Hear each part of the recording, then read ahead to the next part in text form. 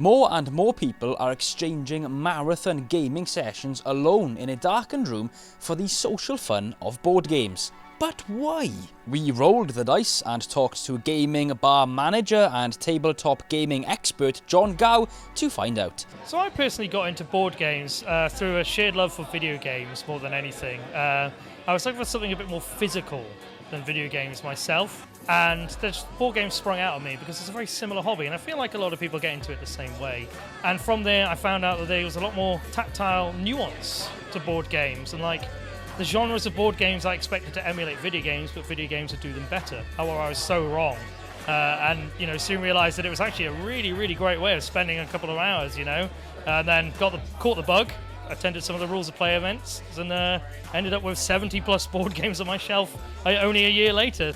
But why has board gaming tic-tac-toed into the mainstream? Everything's become a lot more accessible, and it's become a lot more obvious with its branding that these things are more accessible and more approachable.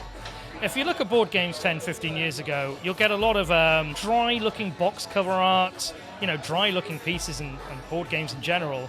And now it's all about trying to catch your attention, trying to catch the draw, trying to catch your eye line. It helps that news outlets are now declaring them something great to do around with families around Christmas, and obviously that's going to be a good thing. But it's nice also that we have a lot of your friendly local game stores popping up around the place, that are really helping the community grow and getting a lot of new customers in as well, because people tend to go to Debate Smiths and they sort of recommend them as well, and it moves on from there really. I think accessibility is a big part of it though.